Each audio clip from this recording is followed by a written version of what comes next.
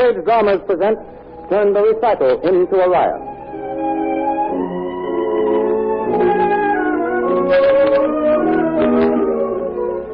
This week's Front-Page drama, Turn the Recital into a Riot, is a dramatization of an amazing but most amusing true-life story of the same name. Turn the Recital into a Riot is to be found in next Sunday's issue of the American Weekly, the magazine with the greatest circulation in the world, which comes to you each week as a part of your Hearst Sunday newspaper.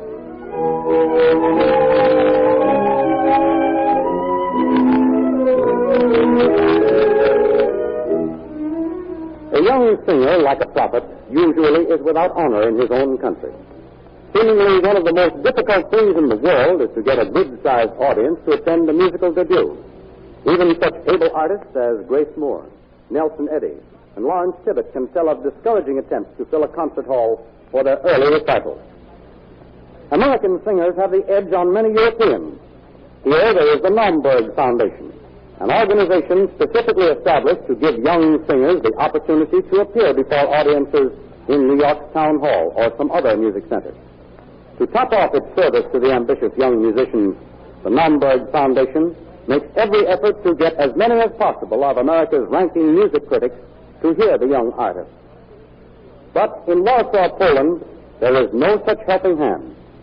So when Olga Bilo decided to make her debut on the concert platform, she worked out a rather original idea. She felt sure would bring her a rather good-sized audience. She was right. The audience came. But their reactions were quite different to what she had anticipated. But we're ahead of our story. First, let's look in on a room in one of the men's dormitories at one of Warsaw's universities. Oh, say, Phil, would you do me a favor? Oh, if I can. What is it? Well, you see, I had a rather hurried invitation to a formal affair tomorrow night, and if you don't mind, I'd like to borrow your full dress. Oh, I'm awfully sorry, Stan, old boy. Any time but tomorrow night. Well, what? As a matter of fact, I have a date myself, and I'm going formal. Try Iggy here. Iggy? Huh? What's that? Well, what'd you say?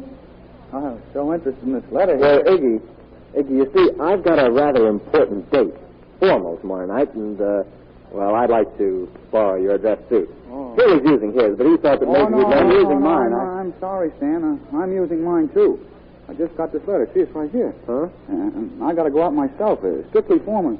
Well, any other time it would be all right. Iggy, but I have to have it tomorrow night. I guess I'll just have to rent one. I'm a little short. I've got to take a girl out after the concert.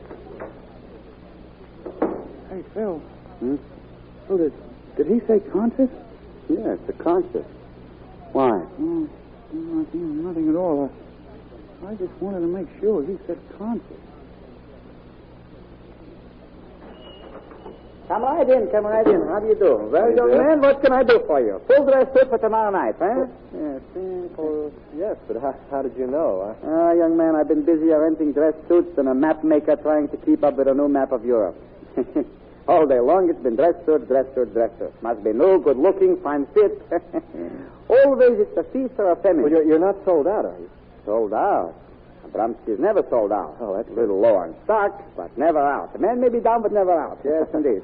Let me see. Stand in the light, please. You're about 38 coat, trousers 32, legs 31. Say, that's it, right to the inch. Abramski's always right to the inch. Fit, guaranteed. Ilyich, get a dress suit, 38. 38 coming out. Just in time, Papa. That's the last one. There, see? What did I tell you? There. But, look here, isn't this just a little bit, out of date? I mean... Out of date? Hey, Ilyich, listen to that. This is the most priceless piece of wardrobe in the entire shop, young man. Do you realize this once belongs to one of the Grand Dukes of Russia? Oh, really? It's a fact. He left it with me as he was passing through after the revolution. Nice fellow he was, too. It was brand new. He never even had a chance to wear it. I know, but you see the Don't color... Don't say it. I'm surprised as a man of your education, a college boy. Didn't you know all the Grand Dukes were partial to a greenish shade of black? I know, but the green It's a very difficult black. The daylight, of course, accentuates it. But at night, it's rich looking. And listen, just because I like you, I'll throw in the scarlet sash. Get the sash, Ilyich. Yes, sir. That sash goes with it also. You look like a prince. Oh. Why, if I had a daughter, believe me... all right, I'll take it. And so the young student, somewhat bewildered at being the victim of the sudden rush on rented dress suits, hurried home with his prize. The next night, he dressed and made his way to one of Warsaw's largest concert halls. Two of the city's music critics watched him take his seat. Oh, look. There's another one.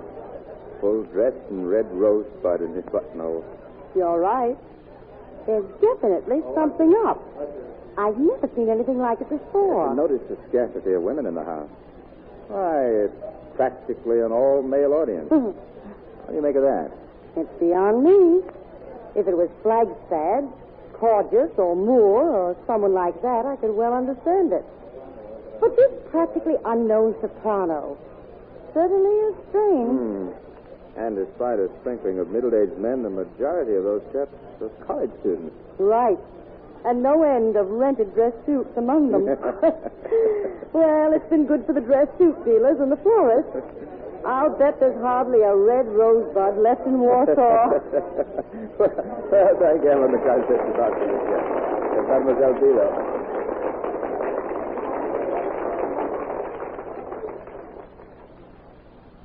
Well, the recital began and moved along fairly well. The singer was a rather attractive girl and sang fairly well. The male portion of the audience endured Mademoiselle Bilo's singing with as little fidgeting as possible. And at the intermission, there was a hurried rush to the lobby. The men in tails paced back and forth feverishly, expectantly, anxiously eyeing every one of the few women, when suddenly our young student friend Philip sighted his roommate Stan in his rented dress suit and scarlet sash. Well.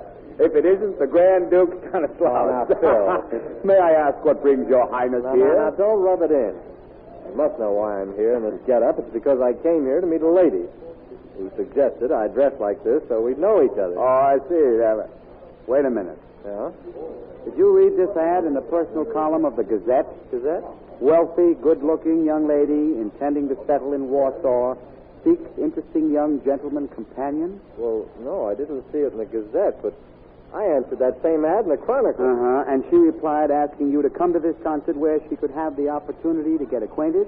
Well, yeah. Yeah. Hello, you two. Oh, hello, Iggy. Hello, Iggy. I thought I recognized you. Hey, listen. Have you been caught in this blind date ruse, too? Absolutely, and all those fellas, too. Don't tell me that you answered that same ad. Absolutely. Pardon my gentlemen, but a minute, May I have a word? I'm the music critic of the Gazette. Well, yeah? How do you do? I couldn't help overhearing your conversation, to say nothing of noticing your unusual get-up at a concert with you, and I think I can clear up some mystery. Well, please explain it. I'd like to know why. Very well, gentlemen. It's my guess that the mysterious, wealthy, good-looking young lady who inserted that come on ad in the personal columns of all the papers. Yeah? And so charmingly suggested that you meet her here at this concert to get acquainted is none other than Mademoiselle Bilo. What? But why? What reason would she have? Because, my dear little adolescent, she knew it would be a very good way to draw a crowd to her concert debut and make it look as though she's a good attraction. Why, the dirty little schemer. Well, now, mind you, Hey, this trick has cost me a month's allowance. Are you sure about that? Hey, can you imagine? I run a delivery chauffeur and limousine and a table at the Crocodile. I'm going to go... All right, gentlemen, don't do anything rash.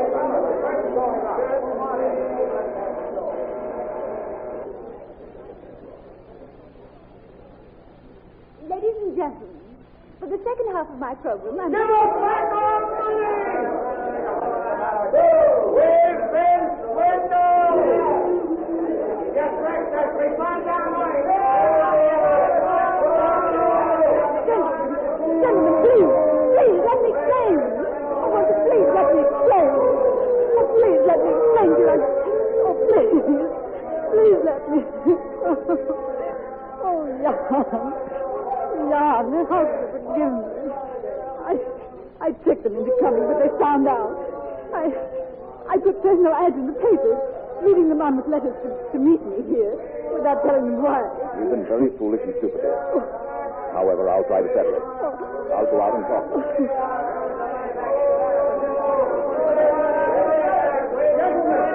Gentlemen, quiet, please. Please, gentlemen. Quiet, please. Gentlemen, my wife has just informed me of a rather unfortunate circumstances surrounding your presence here. Please, to me. Just a moment, gentlemen. I assure you, had I been informed beforehand, this scene would not have been necessary. Oh, why don't you do something about it? Bear with me a moment, please, gentlemen. However, I will make full restitution. We want money back! You will get your money back. You will. Quiet, please. Now, if you will line up at the box office, I will personally refund your money. How much the expensive dress suit? Gentlemen, please. Everything will be repaid. Everything? Yes. All you gentlemen who hired dress clothing will be repaid. Now, just line up at once, please.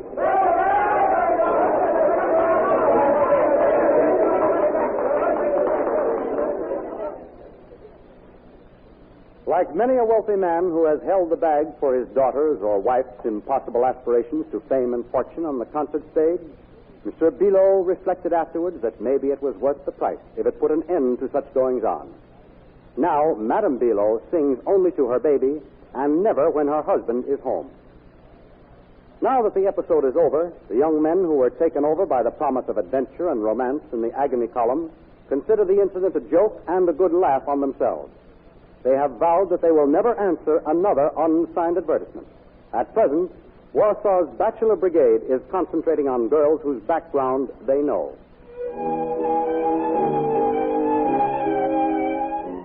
You have just heard the front page drama entitled Turned a Recital into a Riot, a dramatization of an article of the same name. You will find this and many other interesting articles in next Sunday's issue of the American Weekly. Join the millions of Americans who each Sunday find the greatest enjoyment in the many fine articles and feature fiction by the world's best writers in every issue of the American Weekly, the magazine with the greatest circulation in the world, which comes to you each Sunday with your Hearst Sunday newspaper.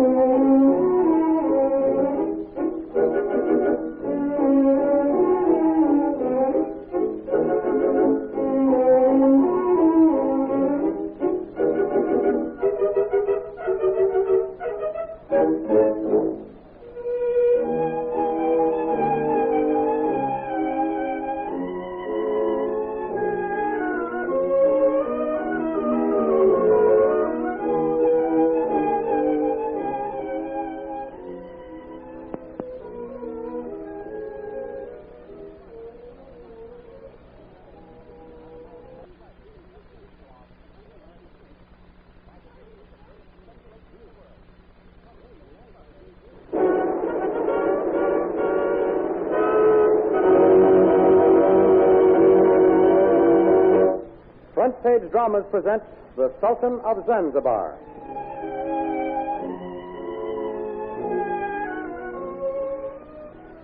Would you mind if I interrupt this program to bring our listeners an announcement of unusual interest concerning a feature beginning in next Sunday's issue of the American Weekly? Not at all, especially if it is about the new series of front covers of the American Weekly by the renowned American artist, James Montgomery Flagg. You've guessed it. This Sunday, the first of 7 lovely paintings by the great American artist, James Montgomery Flagg, appears in full color on the front cover of the American Weekly. Each of the paintings is a tribute to cooking around America. We owe a great deal to the pioneer women of the early days of the nation. They gave America a heritage of traditional dishes, a cooking of wide variety. The preparation of these typical American dishes provided the inspiration for Flagg's delightful series of 7 paintings. Each is devoted to a favorite regional dish of a geographical division of this country. And for the next 7 weeks, the pictures will be reproduced in full color on the front page of the American Weekly. In addition, these works of art will be accompanied by easy-to-follow recipes supplied by prominent women who know how to prepare and cook regional delicacies. I feel sure that every woman listening to this program will want to save the excellent recipes and the